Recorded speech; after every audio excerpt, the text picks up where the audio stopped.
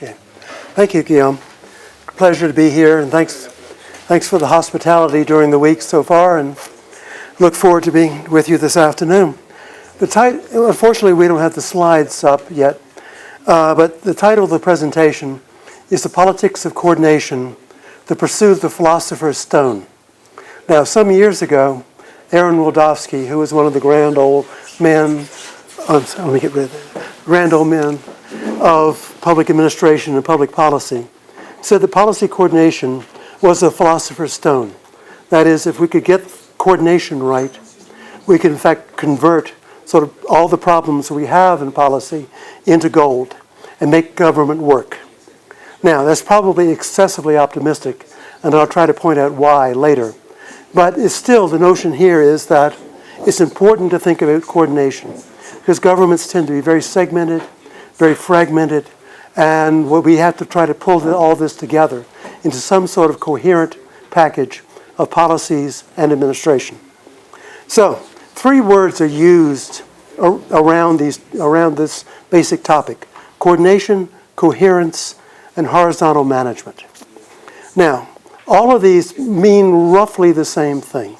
They're all talking about trying to take multiple programs that may have conflicting or competing goals and practices and making them work together. Now, coherence talks a little bit more about the actual content of policy, and both coordination and horizontal management talk more about the management, the public administration part of it. And particularly since NPM, we have to talk about horizontal management rather than good old-fashioned public administration. But all these terms are talking about roughly the same thing, on how to govern horizontally as well as vertically. Most of our governance is vertical, going down from a ministry through its field staff to the people. But governments also have a major horizontal dimension involving multiple agencies, multiple programs, multiple departments. So why do we care about horizontality?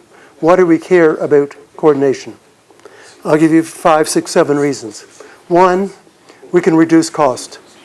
So if we coordinate better, we can make government cheaper. And so it's to some extent like Al Gore's National Performance Review, making government work better and cost less. So one thing we do, one of the major drivers is cost. Secondly is to try to get rid of duplication. So governments often may duplicate services. Sometimes, as I'll point out later, the duplication is beneficial, but often it's aggravating to citizens, costs money, and whether it's for the actual services or if it's requirements. So if you're applying for various government benefits, you have to give the same information to 5, 6, 7 different offices, do the same thing again and again, which makes the whole process more difficult, both for citizens and for businesses. So the World Bank, for example, tries to measure the quality of governance. Well, one of their measures is how long it takes to get a business permit. How many different offices do you have to go to start a business? So in Brazil, for example, it takes about 52 days on average. In Estonia, it takes about 4 hours because it's all integrated online. You fill out one form, and then you've got your business license. So it's getting rid of that duplication. But at the same time with duplication, we also have gaps. So sometimes the programs miss people in terms of the demography, region, wherever. So proper coordination then should get rid of some of those gaps in service. Fourthly, to get rid of contradictions. So government programs may be contradictory. Let me give you an American example. The U.S. Department of Agriculture is still subsidizing farmers to grow tobacco.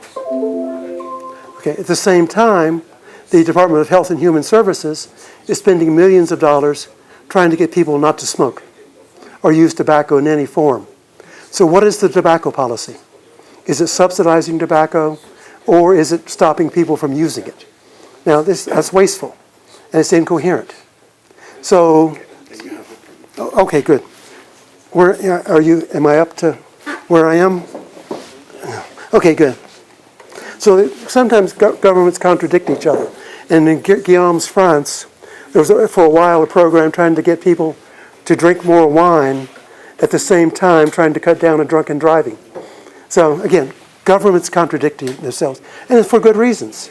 They're serving different constituencies. So the Agriculture Department in the U.S. is serving farmers, and the Health and Human Services is serving the medical industries and the medical lobby, health lobby, I should say. So it's good. There are good political reasons for this, but in terms of if we stand back analytically, it makes no sense. We also, governments don't coordinate, and they displace problems from one department to another and to citizens. So about 10 years ago, it was a bit more than that now, after 9/11, overnight, the Department of Homeland Security said we as Americans needed passports to travel to Canada and to the Bahamas. Previously, all we needed was a driver's license, and you could travel to Canada. Then overnight, practically, we needed a passport. That meant that about 10 million people who didn't have passports needed a passport, and many of them for work. They lived in the U.S. and worked in Canada, or vice versa. So, State Department who issues passports wasn't told about it. So overnight, they had to find a way to issue 10 million new passports. So failure to coordinate, failure simply to talk to one another. Quality and synergism. We can do better if we coordinate. And our programs can be more synergistic. And actually, sometimes it's simple tidiness, trying to make the system look neater, tidier, better organized. In part because it looks better to citizens if we do that. But over the last, más o menos, 15 years, there's been a particular emphasis on coordination. So why now? One has been the success of vertical management. So although I'm not a great fan of new public management, we are doing better in terms of public management in most countries. Now, you couldn't tell that to the average citizen. They still think that government's excessively bureaucratic, slow, clumsy, inefficient, pick your favorite negative. But we're doing better. And there's good evidence to support that assertion. But the new public management also tended to fragment government. We talked about this in the doctoral class.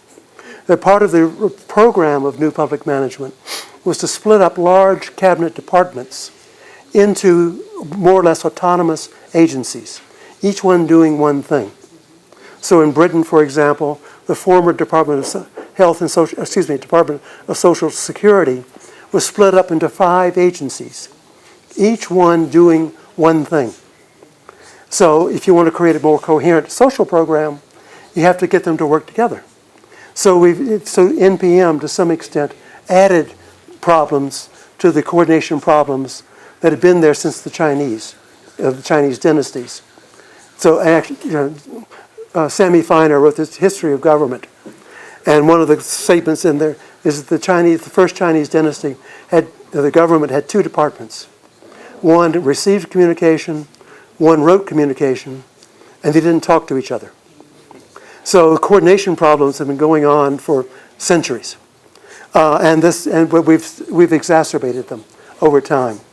And performance management, another part of NPM, has done much the same.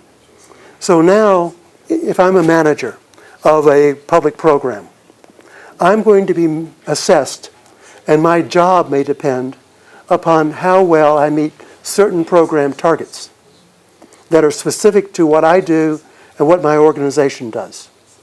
So, if I'm faced with that sort of demand, and you come to me and say, well, let's cooperate, and I'm going to look, does it really help me meet my targets?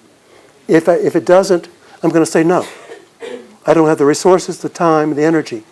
I've got to meet those targets. So NPM has tended to take governments that have always been fragmented and making them even more fragmented.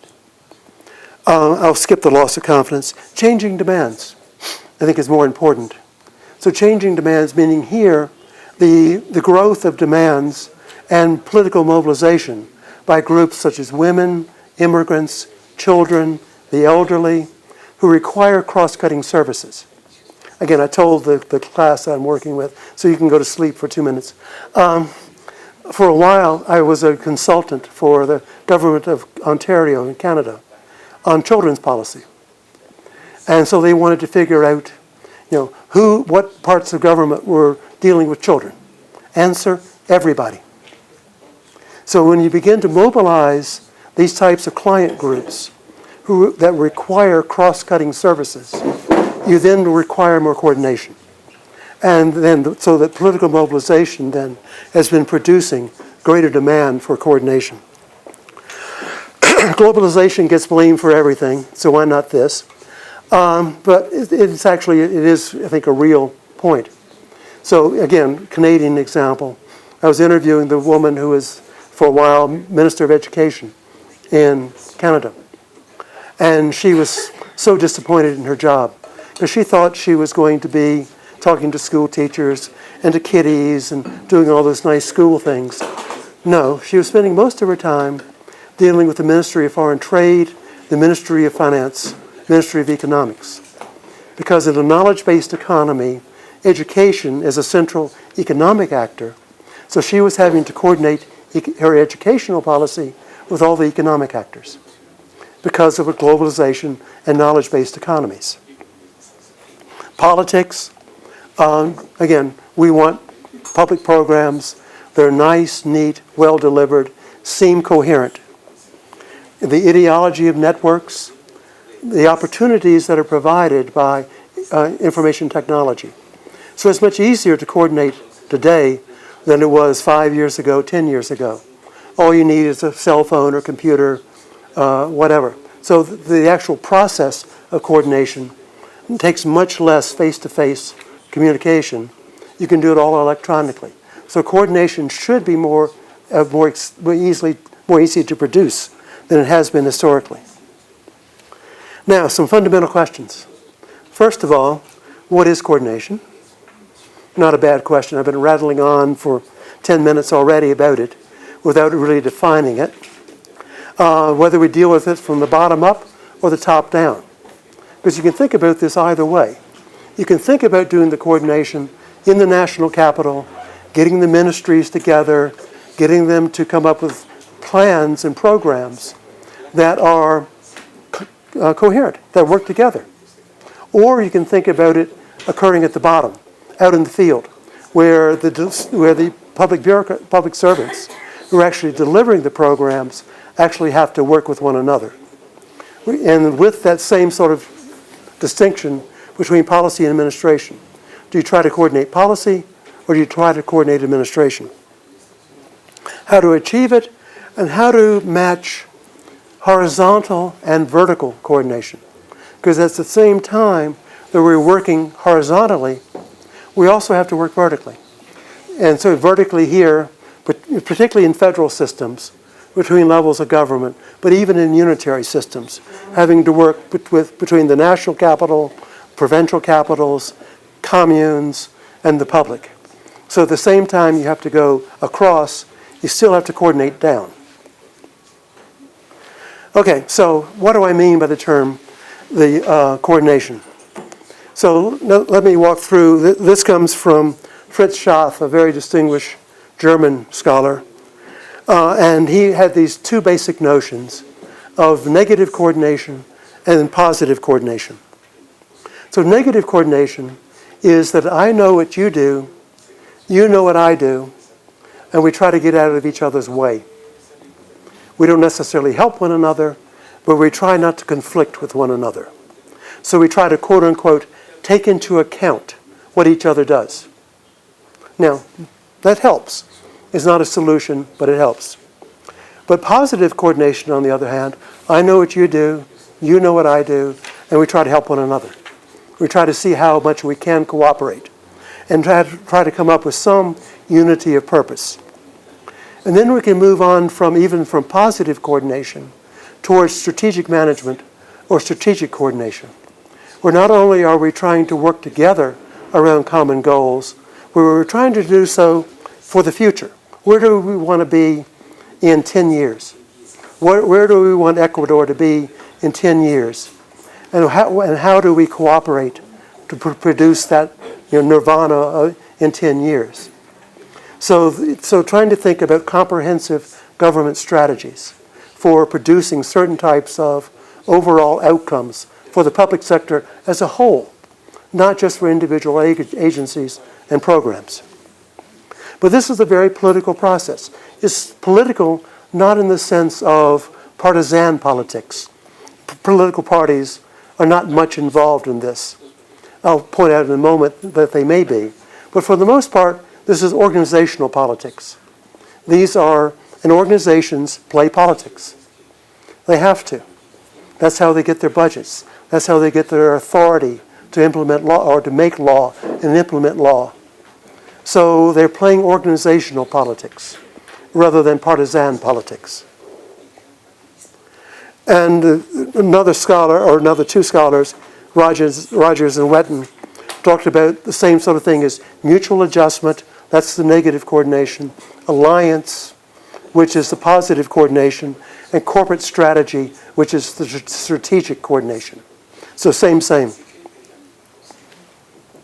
So it's a political process, as I said a moment ago, in two ways. First, we're trying to define politically the need for and the nature of the horizontal process. Then we have to produce that horizontality within the system.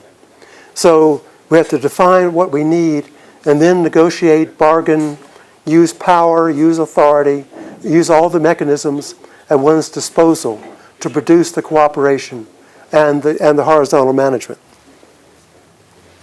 Now, if coordination is so good, why don't we do it? So I've been singing hymns of praise here to coordination. Why doesn't it happen? Again, for a variety of reasons. One is pig ignorance. That is, we don't know what each other does. We don't know what other programs in government do. And if you go around and start interviewing people in Ministry A, they often don't know what goes on in Ministry B and don't really care, to be honest. I mean, again, they have their blinders. They see the world in particular ways. And to some extent, that's quite logical and quite good.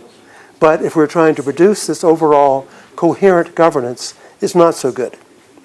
And they often don't know about the overall needs of clients.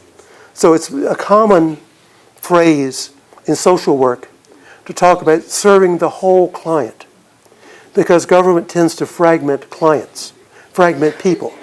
So the health ministries, health servers see the health issues. So look at only those issues for the client, not seeing the social problems that go along with it, or the housing problems, or the educational problems. So we tend to segment not only programs, but people in the way in which they're treated by the public sector. And so this, again, is trying to treat the whole client rather than the individual parts of the client. And this is the bad day for pigs. Anyway, but sometimes it's sheer pig-headedness. That is, we simply don't want to cooperate. Sometimes we're simply, not very nice to one another. So, my daughter's a kindergarten teacher, and so she says the most important thing is learn how to play well with others. And sometimes folks in government don't play well with others. Okay, turf. We defend our turf. And by turf here, I mean budgets, personnel allocations, office space, law. So this is the organizational politics. So if you're running a program, you're going to defend it. And if defending it means not helping others, then you're going to defend your program. That's your job. And if you're going to be a good program manager, you've got to stand up to the rest of the system to get your budget, et cetera, et cetera, et cetera. So we defend our turf. Same thing is true in universities. Departments defend their turf and fight with other departments, even though we might do better by cooperating.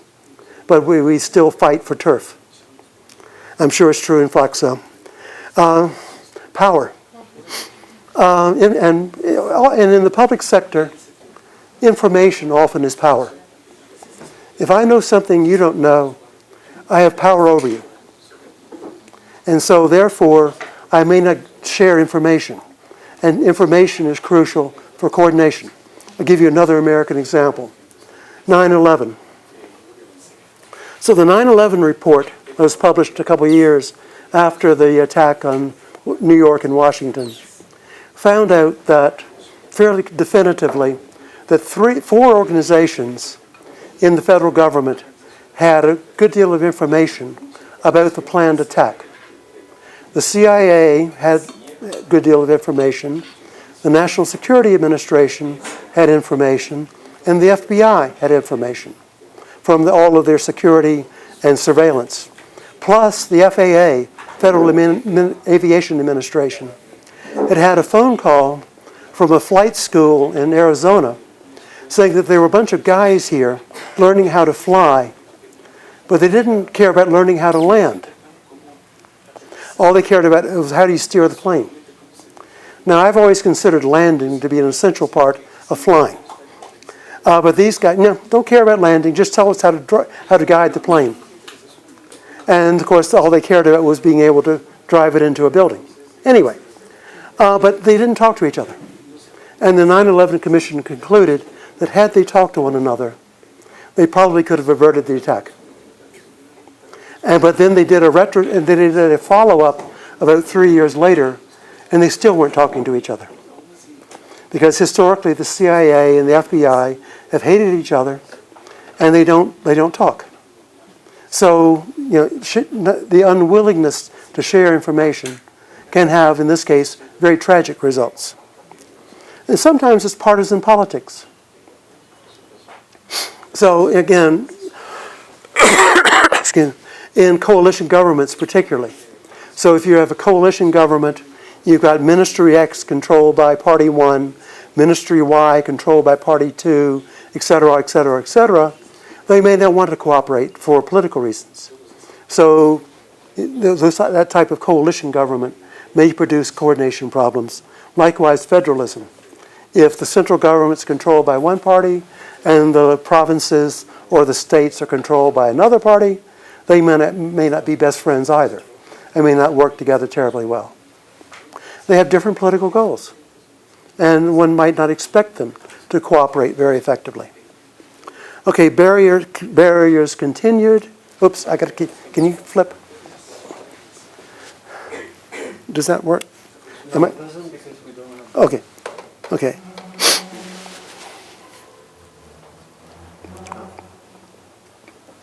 Okay? Okay. So second part of the barriers are beliefs. What do you believe about policy, about how to serve the public, etc.? And what do you believe about policy? What's the most important policy? Answer, the policy you're administering. The policy in your organization is the most important. And going along with that is professionalism. Now, the sociologist Robert Merton said that professionalism is the trained incapacity to see the world in other than certain ways. So if you're trained as an economist, you see the world in terms of markets and personal utility. If you're a lawyer, you see it in terms of law. If you're a political scientist, you see it in terms of politics and bargaining and maybe corruption. But however you're trained, you divide the world up those ways. And hence we have a hard time cooperating with others. And so again, so the professions are important in the public sector, but they also tend to divide the public sector in terms of the visions that they have of the world. Time, coordination takes time. It takes bargaining, it takes a lot of effort. So you may not have a lot of time to make things happen. And then finally, even though we're all in favor of accountability, sometimes accountability can make coordination difficult. Accountability organizations want to be able to follow the money and follow the authority. So if you, in the Blair government in Britain some years ago, Blair and Gordon Brown had this wonderful program for trying to revitalize inner cities in Britain. So going into the hearts of London, Birmingham, Manchester, etc., and revitalizing the core of the cities in terms of social policy, transport, housing, etc. And so it was going to create this massive urban program. Her Majesty's Treasury said that they couldn't do it because they couldn't follow the money. And all this money was being put into one big pot. It was hard to figure out which money went where, and therefore they wouldn't allow it. So this was good accountability logic, much less good coordination or even policy logic. Now, okay, thanks.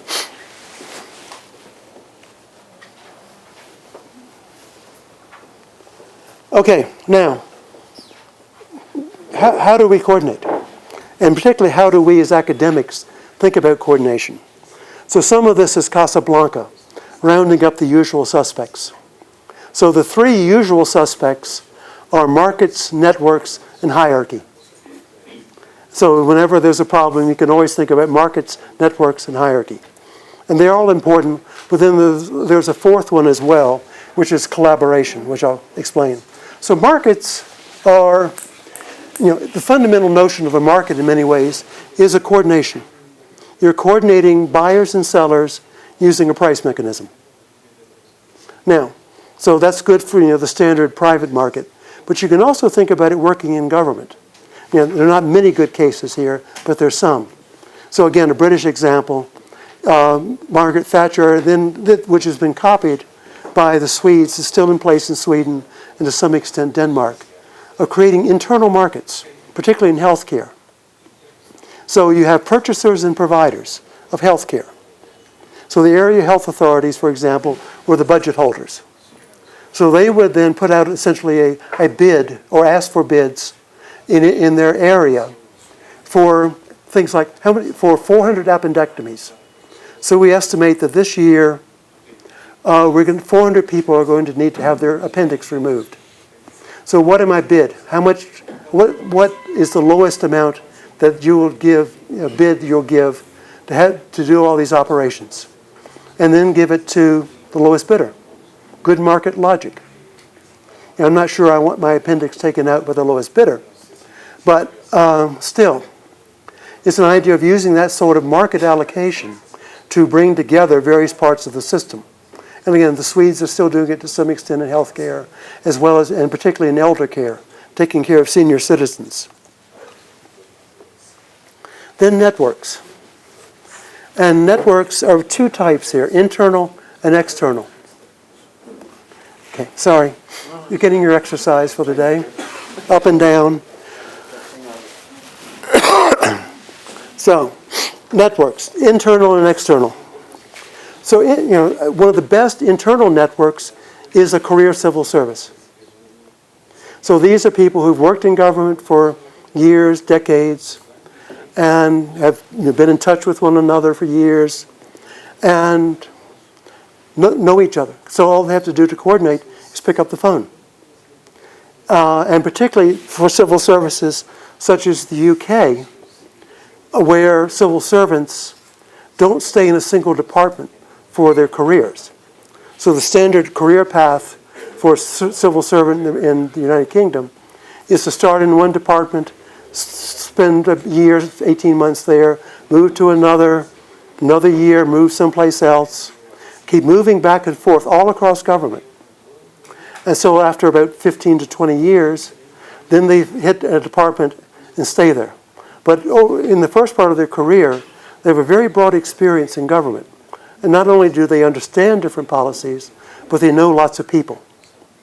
So then they can pick up the phone and say, let's have tea at the Athenaeum this afternoon, and we can solve our problems. And they do sometimes. Not always, but sometimes. So the civil service is a very good coordinating device as a network. Unfortunately, because of NPM, in part, is being threatened. The notion from NPM has been anybody can be brought in to do a civil servant's job. You don't need the experience. Okay, and then all governments use committees, working groups, whatever, as internal networks. But also you can think about networks externally, networks of social actors. So when I was doing research in Denmark, it has a very strong network governance system. What we were finding out is that some of the social actors, like unions, had representatives in 4, 5, 6 different policy domains, and they were saying, wait a minute, over here they're telling us this, but you're telling me that. So they knew better what government was doing than government did. So the social actors, then again, unions, various other social groups, were really important for coordination from the bottom up, rather than from the top down. But the usual answer to coordination problems is hierarchy. So the usual response is, if we have a coordination problem, we use authority and we come from the top down and try to essentially hammer people into coordinating. And there are any number of methods for doing this. I'll give you a fairly short laundry list of them, but just to give you some idea of how we can go about this through authority. In cabinet, for example, cabinet committees. So cabinets typically are broken up into committees around certain topics, bringing together different ministries and letting them try to solve problems that cut across. Ministers without portfolio. That is, ministers who are in the government but don't have a ministry that they're in charge of. They're sort of general ministers. Again, for example, in Britain, there's the Chancellor of the Duchy of Lancaster in ministries, in every cabinet. There really is no Duchy of Lancaster anymore. But all this is somebody who is a general, generally almost an assistant prime minister, whose task it is to work across, solve problems among his or her cabinet colleagues. Junior ministers, the same. So you give junior ministers that don't have a full or ministerial responsibility, but you give them a task, particularly around clientele groups. So almost every cabinet now has a minister for women and a minister or junior minister for children. My favorite of this is that for a while, the French government and now the Belgian government have a junior minister for the middle class, as if they needed protection. But anyway, but again, it's using the junior minister to focus on clientele groups to be able to cut across, rather than being focused on his or her own ministry. And then the flip side of this are so-called super ministries, where you create a big department that tries to pull together a whole range of services that are closely allied. Probably the best example is Human Resources and Development Canada, which has about somewhere around a third to a half of the Canadian budget. Brings together most of the social programs, labor market programs, a whole range of these types of social and economic programs into one big department so that presumably they could be better coordinated. Hasn't worked, but it's a great idea. Likewise, Department of Health and Department of Homeland Security in the U.S. brought together 22 agencies from 7 cabinet departments into one big super department, and it doesn't work. They really don't talk to each other. Very different internal cultures. You've got everything from a research lab that came out of the Department of Agriculture to uniformed armed services like the Secret Service. Totally different cultures and very hard to manage internally. And they don't coordinate. I have to tell you another one of the literal war stories about the super ministries. The Department of Defense in the U.S., created by the Defense Reorganization Act, 1947. So during Ronald Reagan's presidency, most of you are too young, but anyway, the government of Grenada, an island in the Caribbean, took about 100 American students hostage. And so Reagan, being the cowboy that he was, decided that he would go and rescue them. Okay, so we did the classic amphibious landing. So the Navy shelled the shore for a while, and then the Army guys got in their boats and landed. Okay, but the Navy kept shelling. And it turned out that the Army's radios couldn't communicate with the Navy's radios. They've been bought separately. They hadn't thought about communicating. They hadn't thought about coordinating, so they couldn't communicate. So a clever Army captain got his AT&T credit card out, found a phone booth, and called the Pentagon and said, would you please tell the Navy to stop shooting at us? And they eventually did. It's a true story. I can verify it. It sounds, like it's a bad movie, but it's a true story. But the Department of Defense at that point had been in business for 40 years, but they still weren't coordinating. It's essentially a super department. Anyway, central agencies. Now, by central agencies, I mean offices of the President, offices of the Prime Minister, ministries of finance. These types of organizations that really don't serve the public, but tend to serve government itself. And one of their major tasks within government is trying to produce coordination. And they should be the major coordinators. But the problem often becomes who coordinates the coordinators. So particularly, again, I'm being rude to the Canadians today, but government of Canada has about 6 central agencies that do various parts of the coordination process. So you really do have a real problem of who coordinates the coordinators. Okay, using procedures to coordinate. The budget itself is a major coordinating device. So when you have to make those decisions, it's a major coordinating device.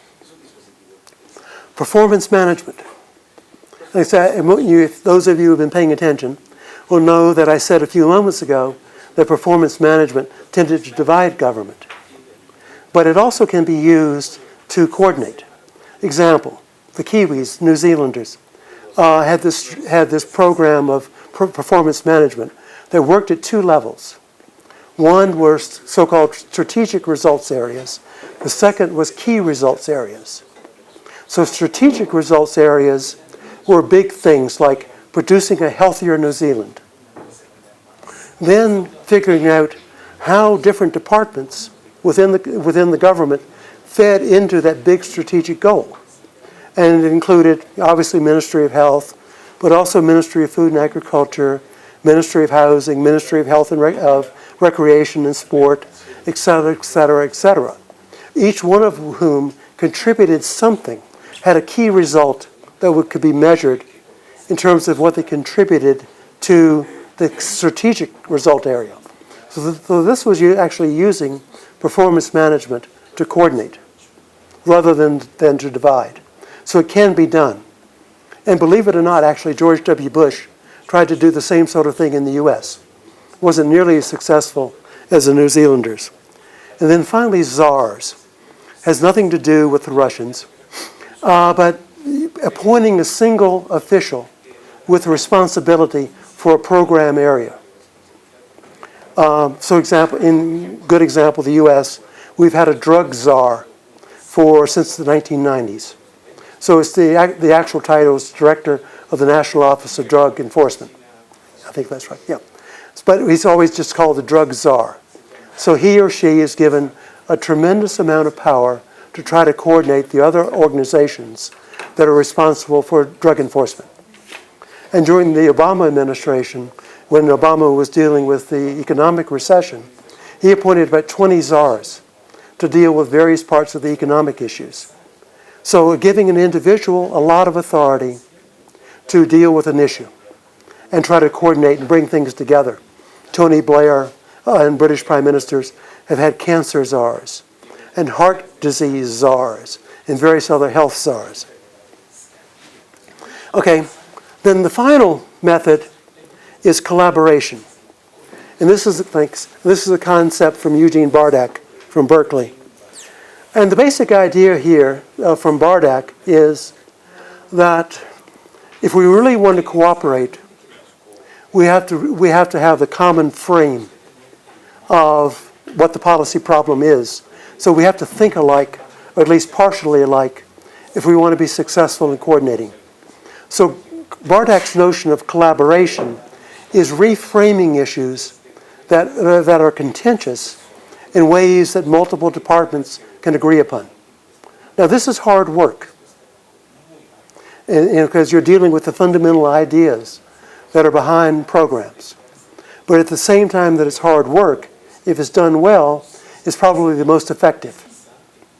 So it's easy to appoint czars. It's easy to create structures. But it's much more difficult to change ideas. But arguably changing the ideas is a lot more viable, a lot more long-lasting. So, and if you're interested, again, the PhD class has heard this. There's a wonderful book by Marty Ryan and Donald Shin on solving intractable policy issues, which is fundamentally about reframing and collaboration. I don't have time to do all these. I've been, okay, you skip to the penultimate, I've been rattling along too long. Okay, 29, yep.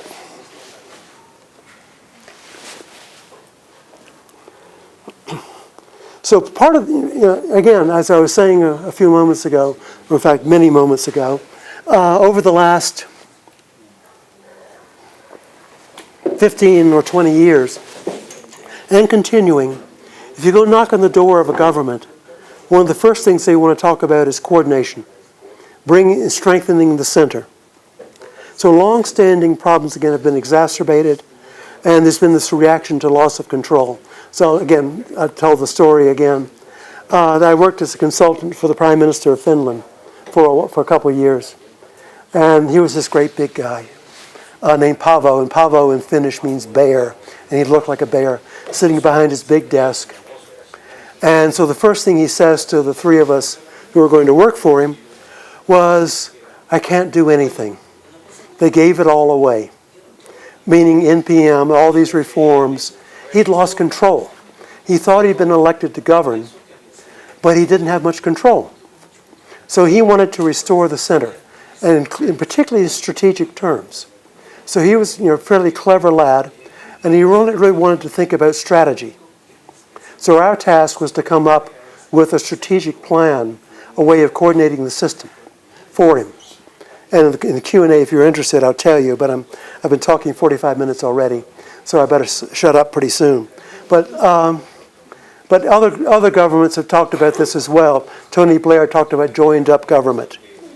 The Australian government has talked about the whole of government, and New Zealand has talked about restoring the center. So trying to bring, to some extent, to bring some of that power and control back to the center of government for coordination reasons, but also for democratic reasons. The argument being that the elected government should be able to govern. Again, fairly good democratic principle. And that's what many of the prime ministers and ministers have been talking about. And then so I'll end with this. I've been, again, saying good things about coordination, but it's not the philosopher's stone necessarily that Wildavsky argued. Okay, first of all, specialization and commitment. At the same time we want coordination, we want specialization. So Herb Simon, in his classic work, argued that most government reform is moving back and forth along dimensions like specialization and coordination. So when government's very specialized, coordination looks good. When government's highly coordinated, specialization looks good. So we tend to move back and forth along these dimensions. Centralization, decentralization is another such dimension. So specialization is good just as coordination is good. And Het Bukart and Koen Verhulst, two Belgians, and I did a study of 10 governments over about a 40-year period, looking at the way in which they move between specialization and coordination. And it was just that. It was a pendulum. Go back and forth, back and forth, back and forth. And again, both of these are good values. So you just have to figure out where you want to be along that continuum. Okay. Secondly, there's some rationality in redundancy. So sometimes you want redundancy.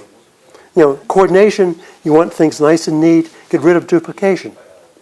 But sometimes redundancy is a good thing. Example, some years ago, during the good old days of the Cold War, some guys, the NORAD team was sitting in their bunker in Colorado Springs looking at their radar screens. And all of a sudden they began to see what looked like missile tracks coming out of Russia. And they said, oh, expletive deleted, something rather nasty is beginning to happen. So they called Washington and began to put the whole process of going to war into operation. But then one clever lad in the group said, wait a minute. None of the other sensors are picking this up. So the infrared sensors, the satellites, so forth, don't show anything. So let's wait a minute. And it turned out what the radar was picking up was the moon rising. And so as it was just coming over the horizon, it gave this series of lines that looked like missile tracks. So if they hadn't had redundancy, we wouldn't be here probably. So there's a lot of rationality, even in less extreme circumstances. And actually the Russians had a similar event during the Cold War. So rationality may be a good thing. Scientific and creative activity. You can't really coordinate science. You can fund it, but you can't coordinate it. Coordinating academics is, as Clark Kirst, president of the University of California, said, the managing academics is herding cats. You can herd sheep, but you can't herd cats. So, you want that independence. You don't want a sort of an official science. You want a lot of freedom. So you don't want to coordinate. So, and lots of things we do in the public sector involve a great deal of uncertainty. We don't have sure methodologies for solving our problems. So therefore, not going down a single path, allowing a certain amount of redundancy, a certain amount of latitude of action, may be in the long term beneficial. And then finally, accountability. So in summary, coordination is important, it's difficult, but it's definitely not the philosopher's stone. So, thank you.